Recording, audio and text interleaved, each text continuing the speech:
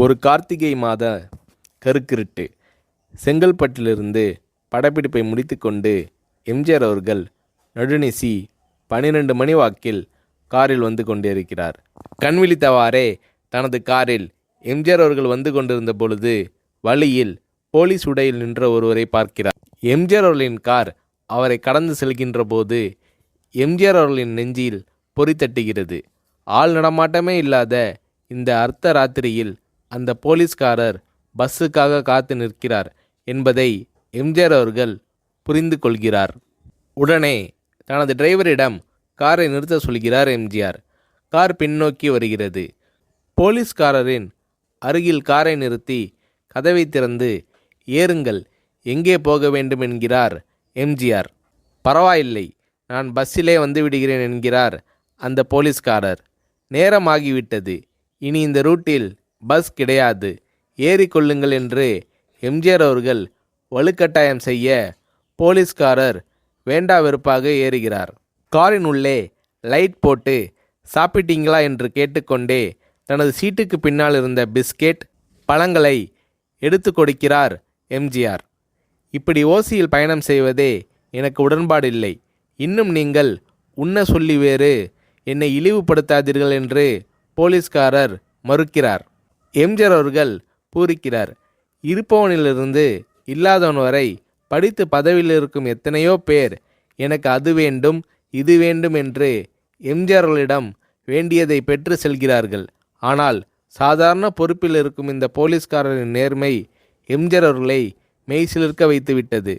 எம்ஜிஆர் அவர்களின் கார் கத தூரத்தில் வந்து கொண்டிருந்தாலும் காரின் நிறத்தையும் ஒளியையும் மனம் கமலும் ஓடிக்கான் வாசனையையும் வைத்து இது எம்ஜிஆர் அவர்களின் கார் என்றும் கார் சென்ற தடத்தை தொட்டு வணங்குகின்ற அளவுக்கு புகழுடன் திகழ்ந்த நேரம் அது. அரை மணி நேரம் கார் சென்று கொண்டிருக்கிறது. ஆனால் அதுவரை எம்ஜிஆர் அவர்களை பற்றி பெரிதாக போற்றி புகழ்ந்து பேசாமல் அந்த போலீஸ்காரர் வந்ததே புரட்சித் தலைவர் எம்ஜிஆர் அவர்களுக்கு அந்த போலீஸ்காரர் மீது மரியாதையை கூடுதலாக்கியது. நான் தான் எம்ஜிஆர் என்கிறார் எம்ஜிஆர். கேள்விப்பட்டிருக்கிறேன் என்கிறார் அந்த போலீஸ்காரர். பொன்மனச்செம்மல் எம்ஜிஆர் அவர்களின் முகத்தில் கோபம் இல்லை, பதிலுக்கு பொன்முறுவல் மலர்கிறது. என் படங்களை பார்த்து இருக்கிறீர்களா என்று கேட்கிறார் எம்ஜிஆர். நான் சினிமாவே பார்ப்பதில்லை என்கிறார் அந்த போலீஸ்காரர். புரட்சித் தலைவர் எம்ஜிஆர் அவர்கள் இன்னும் பிரமிக்கிறார். இப்போது கார் சத்தத்தை தவிர ஒரே நிசப்தம். போலீஸ்காரர் தனது வீட்டிற்கு 1/2 கிலோமீட்டர் தூரத்திற்கு முன்பே காரை நிறுத்த சொல்லி இங்கேயே இறங்கிக் கொள்கிறேன் என்கிறார். ஏன், நீங்கள் குறிப்பிட்ட அந்த விலாசம் இன்னும் 1/2 கிலோமீட்டர் தூரம் இருக்கிறதே என்கிறார் எம்ஜிஆர். சாதாரண போலீஸ் உத்தியோகத்தில் இருக்கும் நான் காரில் வந்து இறங்கினால் என் வீட்டிற்கு அருகில் உள்ளவர்கள் என்னை தவறாக நினைத்து கொள்வார்கள். இதுவரை இப்படி நான் யார் காரிலும் ஓசியில் வந்து பழக்கமில்லை. நீங்கள் இவ்வளவு தூரம் செய்த உதவிக்கு நன்றி என்கிறார் அந்த போலீஸ்காரர். புரட்சித் தலைவர் எம்ஜிஆர் அவர்கள் அதற்கு மேல் எதுவும் பேசவில்லை. அவர் எந்த போலீஸ் ஸ்டேஷனில் பணிபுரிகிறார் என்பதை மட்டும் கேட்டு தெரிந்து கொண்டு கிளம்புகிறார். அடுத்த நாள் செங்கல்பட்டு போலீஸ் ஸ்டேஷனுக்கு ஃபோன் செய்து நான் எம்ஜிஆர் பேசுகிறேன் என்கிறார் எம்ஜிஆர். ஃபோனை எடுத்த டிஎஸ்பி உதறலோடும் உற்சாகத்தோடும் தலைவரே வணக்கம் என்கிறார். இரவு சந்தித்த போலீஸ்காரரை பற்றி விசாரிக்கிறார் எம்ஜிஆர். அந்த டிஎஸ்பி சொல்கிறார், நீங்கள் குறிப்பிடும் அவர் இன்று விடுப்பில் இருக்கிறார். அவர் கையூட்டு வாங்காதவர், கடமை தவறாதவர். காவல்துறையின் நேர்மைக்கு இவரே இலக்கணம். வெற்றிலை பாக்கு, பீடி, சிகரெட் போன்ற போதை வஸ்துக்கள், நாடகம், சினிமா போன்ற பொழுதுபோக்கு அம்சங்களையெல்லாம் இவர் அறியாதவர். கல்யாண வயதில் உள்ள 3 பெண்களையும் கரை சேர்க்க முடியாமல் கஷ்டத்தில் இருக்கிறார் என்கின்ற விபரம் டிஎஸ்பியால் எம்ஜிஆர் அவர்களுக்கு சொல்லப்படுகிறது. அவரை நாளை என் தோட்டத்திற்கு வர சொல்லுங்கள் என்கிறார் எம்ஜிஆர்.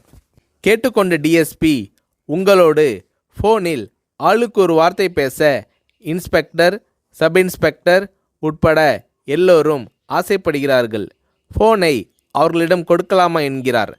எம்ஜிஆர் அவர்கள் கொடுங்கள் என்கிறார். பேசுகிறார். அந்த போலீஸ் ஸ்டேஷனே புண்ணியம் பெற்றதாக மகிழ்ச்சி அடைகிறார்கள் அந்த போலீஸ்காரர்கள். மறுநாள் அந்த போலீஸ்காரர் ராமவரம் தோட்டத்திற்கு அழைத்து வரப்படுகிறார். அவரிடம் பேப்பரில் மடித்த பெரிய பணக்கட்டை கொடுத்து, இதை வைத்து உங்கள் பெண்களின் கல்யாணத்தை நடத்துங்கள் என்கிறார் எம்ஜிஆர். போலீஸ்காரர் மறுக்கிறார். நான் ஏதாவது உங்களிடம் காரியமாற்ற சொல்லி அதற்காக கொடுத்தால் அது தவறு. என்னால் ஆக வேண்டியது உங்களுக்கும், உங்களால் ஆக வேண்டியது எனக்கும் எதுவும் இல்லை.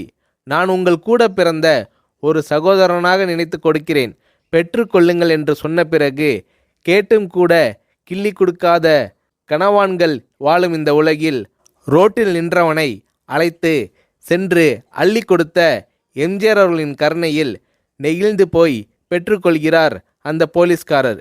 பிறகு ஒரு தேதியில் புரட்சித் தலைவர் எம்ஜிஆர் அவர்களே சென்று அந்த போலீஸ்காரரின் 3 பெண்களின் திருமணத்தையும் நடத்தி வைத்து வாழ்த்தி இருக்கிறார்.